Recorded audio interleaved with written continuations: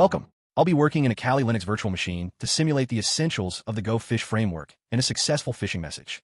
I begin by downloading the correct file for my system from the official GitHub. Just to be safe, I double-check my machine specs before downloading. I've already verified the file hashes with checksum, but I suggest you always practice the habit.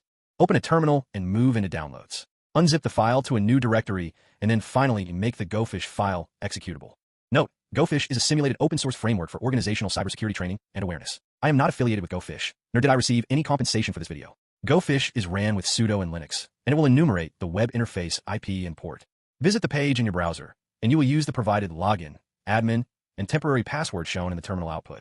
It will immediately ask you to reset the password. Ensure you use strong password practices, as always. For the sake of this presentation, I have also created an example Gmail account to simulate the basics. We don't have the time to properly configure a hosted virtual provided server, nor to set up private keys, nor to discuss the different API fetch and webhook push capabilities. However, we'll be taking a tour through the software and build a fake campaign against my project partner. We will work in the tabs to the left. To test that this simulation will succeed, I begin with the tab Sending Profiles. Sending profiles are the gateway to your email server, VPS, or in my case, my example Gmail account. Pick a profile name. SMTP from can sometimes be spoofed, but I enter the Gmail for this demo. I've searched Google for its SMTP server details and enter them under host. It first recommended port 587 under TLS protocol, with SSL as an alternative on port 465. I enter my example Gmail under username, and setup will require a separate application password through Google account. Note that two-factor authentication is required to generate this password. A quick search yields the page where you will name the app. Then, click to create your password. Transfer it to the password field in Gophish. And below, you can configure custom X headers for your profile, but we will proceed to send a test. I plug in the name and email I created for this presentation into the appropriate fields, send a test, and cross my fingers. It worked. The email identifies itself as a default email from Gophish and wishes me well in phishing my project partner. I return to save the profile, and here is where you can manage your profiles to evolve alongside your business. Now we will work down from the top, building our campaign piece by piece. We can start with users and groups.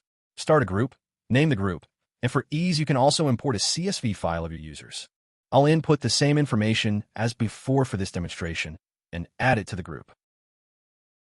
Save your group, and then we will jump down to email templates. Like before, choose a name for the template. You can import raw email content, and the envelope center field is where you can apply some spoofing, although configuration and limitations may exist. Be sure to craft a targeted subject line. I use this bootcamp project as an example. Next, drop down into the HTML input. Here, you can utilize real HTML from actual web pages to appear authentic, but I use the scenario of sharing an article with my bootcamp partner. Jump up to the link button, and under display text is where I will type the name of the fake article. We are using TLS, and so I select HTTPS, and then I link out to the official hosted Gophish website. You can also upload files for greater believability. Now, we're coming in for a smooth landing. Navigate to landing pages and determine a name. This is what the phishing email points to, and is generally a login page. You can import pages easily via URL.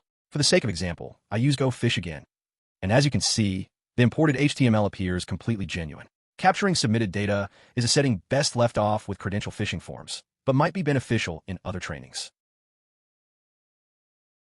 Finally, we've spun our reel, fashion allure, and are ready to cast this campaign off. 6 months in this cybersecurity bootcamp have led to this moment. May I present to you the Big Boot Con. Select the appropriate templates and landing pages for your campaign. The URL field is going to look different in this demonstration. Normally, you will include the configured Gophish phishing server here, but for the sake of demonstration, I will use the provided IP from connecting to Gophish. Next, you will have the ability to set a start date, as well as disperse the emails using the Send Emails by option. I continue selecting the templates we just made, and then set the hook.